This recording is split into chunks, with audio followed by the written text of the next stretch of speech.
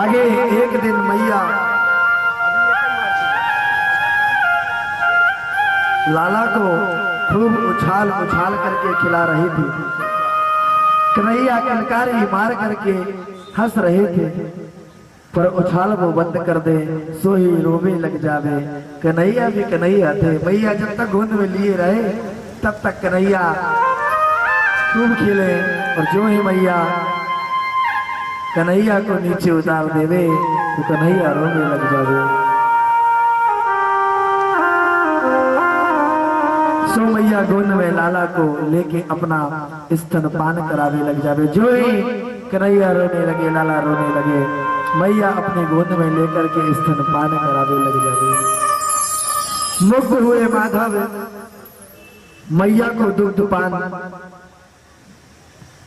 मैया का दुग्धपान कर रहे थे, स्तनपान कर रहे थे कि तिरछी निगाह से देखा कि तृणावत नाम का एक दैत्य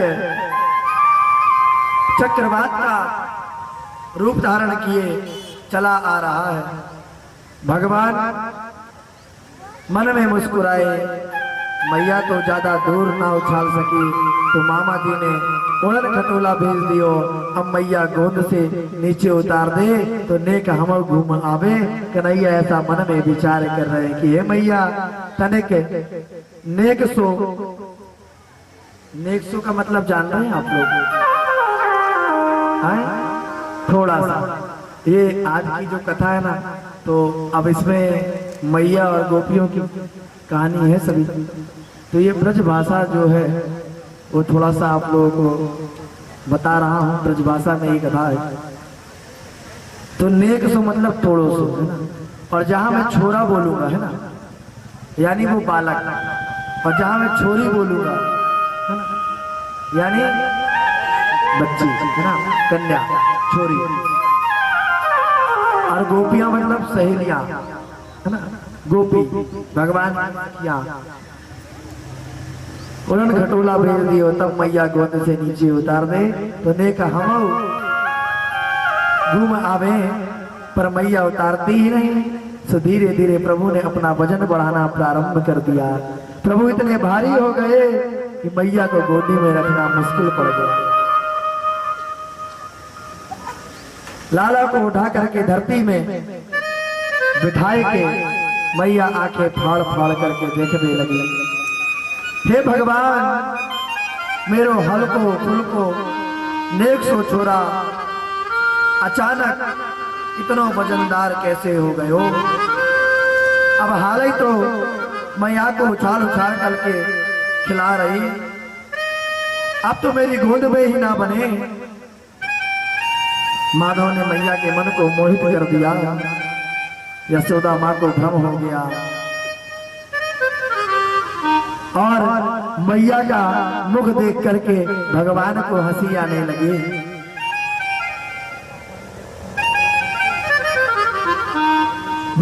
मेरे भक्त पत्थर में भी मुझे देखते हैं और ये मूर्ख मुझ में पत्थर देख रहा है। प्रेरणावत भगवान श्री कृष्ण में ही लाला में ही पत्थर को देख रहा था। भगवान कहते हैं कि मेरे भक्त पत्थर में मुझे देखते हैं, मेरे भक्त पत्थर में मुझे देखते हैं, ये मूर्ख मुझ में पत्थर देख रहा है। चलो इसकी खोपड़ी पत्थर पे ही पटक देता हूँ। प्रभु ने तृणावत की ओर जोर से, तृणावत की इतनी जोर से गर्दन दबाई कि छटपटाता हुआ धम्म से तृणावत का पत्थर पर आकर के सिर पड़ा और गिरते ही तृणावत का गोविंदाय नमो नमः हो गया। तृणावत का अंत हो गया। तूफान शांत हुआ। मैया दौड़ करके बाहर आई और बाहर आकर के जब मरा हुआ तृणावत को देखा, लाला को देखा, तो मैया ने लपक कर लाला को गोद में उठा लिया। मैया विचार करने लगी कि हे भगवान, अब को पक्को विश्वास हो गयो को काय को ए ना मारे, पापी अपने पाप में स्वयं मर जावे। मैंने काऊ को का बिगाड़ दियो, जो रोज के रोज कोई ना कोई चले आवे और अपने आप ही मर जावे। ऐसे अपने मन को समझाती हूँ मैया लाला को घर ले आई। भगवान ने तृणाव्रत का उद्धार किया।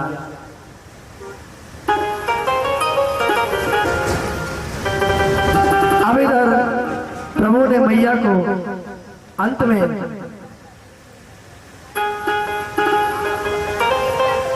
तृणाव्रत का उद्धार करके भगवान ने मैया और सभी ब्रजवासियों को चिंता में डाल दिया। इतना सो नेक सो बालक और बड़े बड़े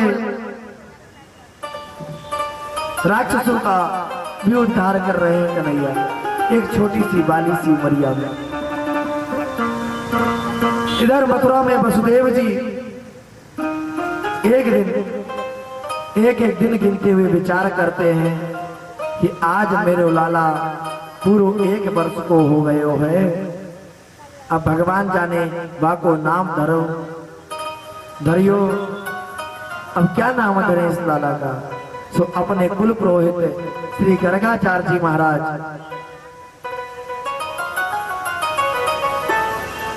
राम जी के वशिष्ठ जी है ना, और भगवान श्री कृष्ण जो कुल पुरोहित श्री गर्गाचार्य जी महाराज,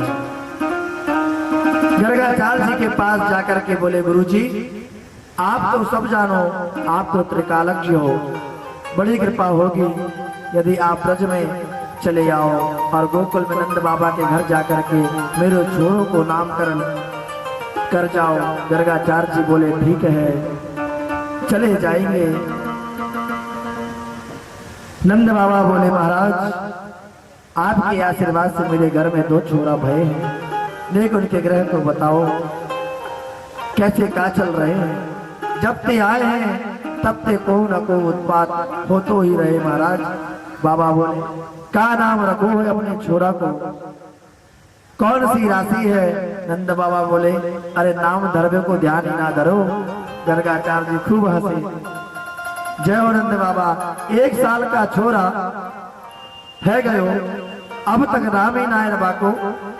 नंद बाबा बोले, महाराज अब आप जैसे संत पधारे हो तो हम तो प्रार्थना करेंगे कि आप ही आज नाम धर जाओ। गर्गाचार्य जी बोले, वह तो हम रख ही देंगे, परंतु हमारी एक शर्त है। तुम जानो हम यदुवंशियन के आचार्य हैं, भाई हम यदुवंशियों के आचार्य हैं, तेरे छोरा को नाम कैसे रख देंगे और तेरे लाला को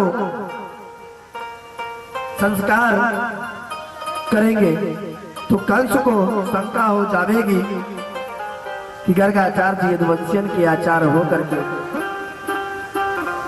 नंद के छोरा को नाम रखवे कैसे चले गए। तो तेरे लाला को कंस वसुदेव को लाला समझ बैठो तो तेरे ऊपर आफत आ जाएगी। इसलिए एक ही शर्त है कि काऊ के फर्क ना पड़े, चुपचाप नाम रखवाए ले तो रख देंगे। नंद बाबा बोले, ये बात है तो महाराज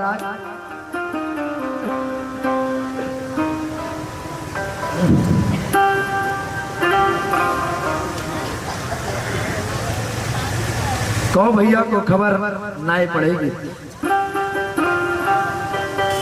आप तो चुपचाप जाके गौशाला में बैठ जाओ, मैं लाला को लेके वहीं आ जाऊंगा। गर्गाचार्य जी गौशाला में आसन लगाए के जम गए। नंद बाबा ने भीतर जाकर खबर करी कि अरे ब्रज में ना औरत को मेहर कहते हैं। क्या कहते हैं? मेहर। नंद बाबा ने भीतर जाकर करके खबर करी, अरे मेहर सिद्ध बाबा आए हैं, जल्दी लाला को लेके आ जा, लाला को नाम रखवाएंगे। दोनों माताएं अपने अपने छोरा को श्रृंगार करके मोटो मोटो काजल और ठिठोना लगाए करके आपस में बात करने लगे कि बहन या बाबा को बड़ो नाम सुन रखो है, चलो आज आ बाबा की कुछ परीक्षा ले जा दे। मेरे लाला को तू ले ले और तेरे लाला को मैं ले लो, पक्को पंडित होए तो बताए देखो कौन को लाला कौन सो है। जैसे मैया ने किया ना, ऐसे भक्त भी करते हैं, ब्राह्मणों की परीक्षा लेते हैं। ब्राह्मण कितने विद्यमान हैं। गर्गाचार्य जी गुरु जी तो मैया ने क्या किया, अपने अपने लाला को बदल लिया। बोले अगर पक्का पंडित होवे तुझे पहचान जावे कि कौन की गोद में कौन को छुरा भाई। और ऐसे ही अगर खड़िया पलटन बाबा होए तो दोनों माताएं अपने अपने छोरा की अदला बदली करके बाबा के सामने आए गई। माताओं ने प्रणाम किया। बाबा ने नेत्र खोल करके सामने देखा तो रोहिणी मैया की गोद में यशोदा नंदन और यशोदा मैया की गोद में रोहिणी नंदन को देखा। तो जैसे ही गर्गाचार्य जी ने यशोदा नंदन का दर्शन किया तो बाबा की दृष्टि पड़ी और नेत्र खुले के खुले ही रह गए। बाबा एक दृष्टि में पहचान गए, ये तो साक्षात निगुण निराकार निहित निर्देश निरूपाधिक परम परमात्मा ही सगुण साकार बना करके मेरे सम्मुख समुपस्थित हुए हैं। उस दिव्य छटा को निर्निमेष नयनों से निरंतर निहारते ही रह गए। बाबा की तो आनंद की समाधि लग गई, आंखें खुली की खुली रह गई। ध्याता ध्यान दे तीनों एक हो गए। मैया तो प्रणाम करके सामने बैठ गई, आंखें खुली की खुली रह गई। ध्याता ध्यान दे तीनों को एक हो गए।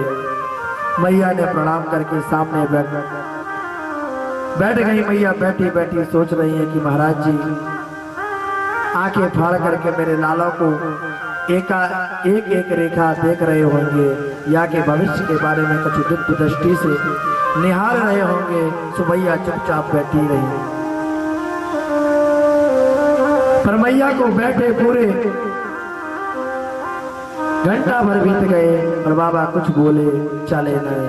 तो मैया हाथ जोड़ करके बोली, महाराज अब कछु मौते तो बोलो, का नाम धरे हो। अब बाबा बोले,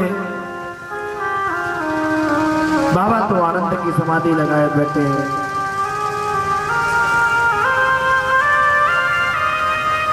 कुछ भी नहीं बोला। अब मैया घबरा गई। इशारे में रोहिणी से बोली, बहन नेक तू तो देख का हो गए हो बाबा, ना हिले ना डुले ना मटके ना आंख डेले ना पलके गिरे। रोहिणी जी ने धीरे से कान में बोली, मैया मोहि तो मालूम चले कि बाबा, तुम तो बोल रही हो कि बाबा हिलडुल नहीं रहे और मुझे तो ऐसा प्रतीत हो रहा कि बाबा की सांसों न चल रही। हे भगवान, तो या बाबा मेरे ही घर में कलंक लगावे को मिलो। अच्छे भले बैठे बैठे या बाबा के का हो गए हो। मैया तो डर गई, बेचारी हाथ पकड़ के हिलावे, ए महाराज। तब बाबा की समाधि खुली। सावधान होकर के बाबा मुस्कुरा करके बोले, हाँ हाँ मैया, मैंने तेरे छोरों को नाम सोच लियो। मैया बोली, जय हो महाराज, ऐसे नाम सोचो। मैं ही सोच में पड़ गई। बाबा आप कृपया करके जल्दी से बताओ क्या नाम विचार कियो आपने। बाबा मन ही मन सोचने लगे। आया था नाम देवों को, पर या को देखकर तो मैं अपने ही नाम भूल गयो। अयम ही रोहिणी पुत्रो रयमन सुहदो गुणे आख्यासते राम इति बालाधिपाद बलम वेदो। अरे मैया, तेरी गोद में जो लाला है, जो निश्चित रूप से रोहिणी को लाला है, जो इतना सुना मैया मुस्कुरा करके रोहिणी की तरफ देखने लगी। बहनों, पक्को पंडित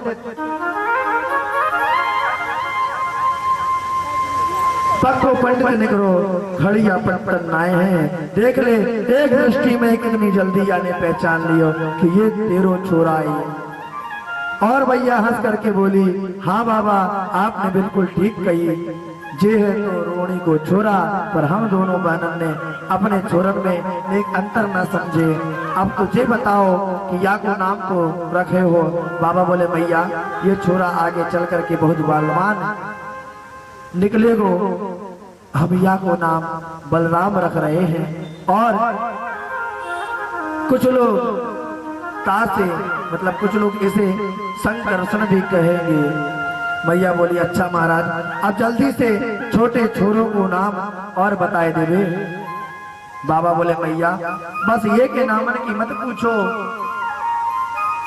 इसके नाम की मत पूछो कि इसके क्या क्या नाम होंगे। मैया ये तेरो छोटो छोरा है ना, या के तो हजारों नाम पड़ेंगे, इनके नाम है अनेक अनूपा, कहाँ तक गिनाऊं। मैया बोली क्यों? गोपाल सहस्त्र नाम, विष्णु सहस्त्र नाम, इनको उठा करके देखेंगे तो कन्हैया के ही नाम देखेंगे आपको। गोपाल सहस्त्र नाम, विष्णु सहस्त्र नाम, सब यही के नाम पे भरे पड़े हैं।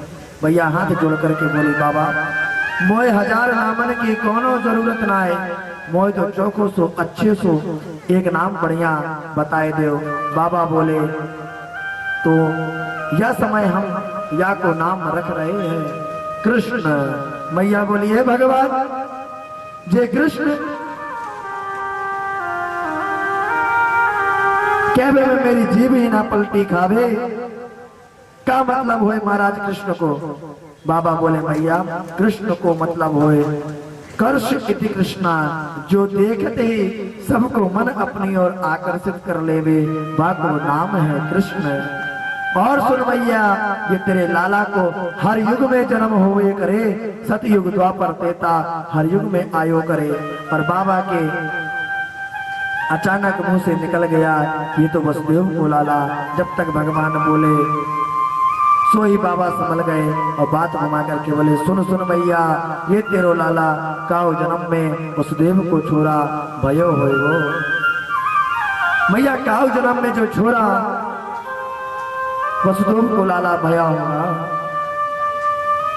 सो या को नाम आज भी वसुदेव कृष्ण पड़ेगो। मैया बोली काउ जन्म में मोए का मतलब, यह समय तो मेरे हुई है ना, बस अब जल्दी भविष्यवाणी मोए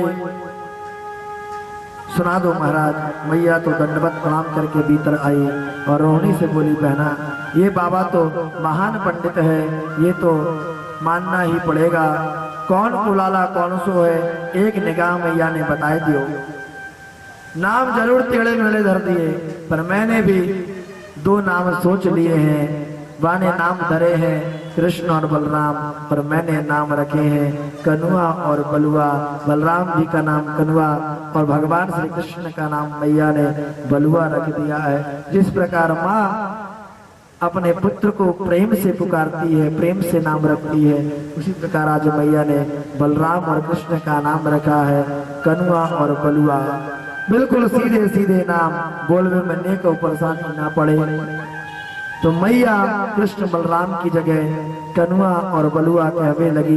छोरों को चाहे जितनों बढ़िया नाम सोच के धर ले हो, पर मैया को घर को लाड़ को नाम अलग ही होवे। कृष्ण की जगह कनुआ और कन्हैया कान्हा ये सब मैया के लाड़ के नाम है, मैया ने प्रेम से ये नाम रखे हैं। इस प्रकार से नामकरण करके उस दिव्य छटा को हृदय में किए गर्गाचार्य जी चल दिए। अब दोनों भाइयों ने धीरे धीरे घुटनों के बल मैया के आंगन में चलना प्रारंभ कर दिया। कभी कभी दोनों की उंगली पकड़ करके मैया धीरे धीरे पैया पैया चलाने का प्रयास करती हैं। मोटो मोटो जब काजल लगाती हैं, ठिठुना लगाती हैं, मोर पंख पहना देती हैं, कमर में करधनिया और चरणों में नंगे नन्हे नन्हे निपुर जब बांध देती हैं, तो जब नन्हे नन्हे निपुरों की आवाज आती है और फिर जब हाथ पकड़ करके या उंगली पकड़ करके मैया धीरे धीरे जब चलाना सिखाती है, तो कन्हैया की पायल छम छम छुन छुन करते करते मैया के आंगन में डोल रही है। तो दोनों लालाओं की सुंदर पैजनिया की झंकार से पूरा आंगन झंकृत हो जाता है। सारे देवता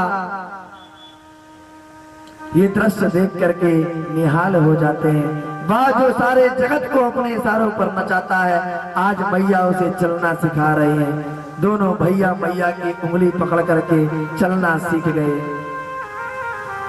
ऐसी अद्भुत छटा हो रही है कि आंगन में दोनों भाइयों की सूरदास के शब्दों में स्थित मंगल दर्शन कर रहे हैं। क्या कहते हैं? रुंझुन रुंझुन झन झन झन झन जन बाजते हैं पैजनिया।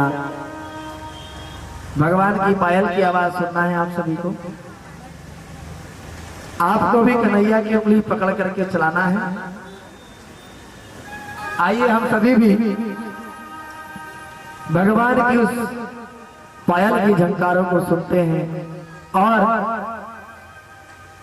हम भी गोकुल चल करके मैया के साथ छोटे छोटे भगवान के पैयन जो है उन पैयों की झंकारों की सुनते हैं। और अब आप सभी को लल्ला के चलन की बधाई हो। आज ने लल्ला ने मैया के हाथों को पकड़ करके चलना प्रारंभ कर दिया है। बोलिए कृष्ण कन्हैया लाल की, यशोदानंदन भगवान की, श्रीमद् भागवत महापुराण की, सावरिया सेठ की।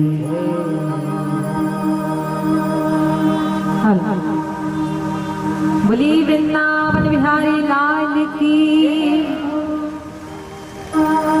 और अभी महाराज श्री ने बताया कि किस तरह मैया ने मेरे बाके बिहारी मेरे सावरे सेठ को तैयार किया था।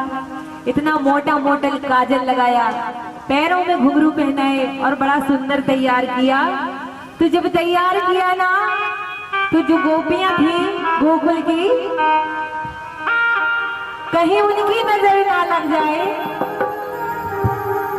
इसलिए सारी गोपियां कहने हैं कि हे कन्हैया तुम इतना तैयार इतना सजा सबरा मत करो सावरे। और कहने हैं क्या,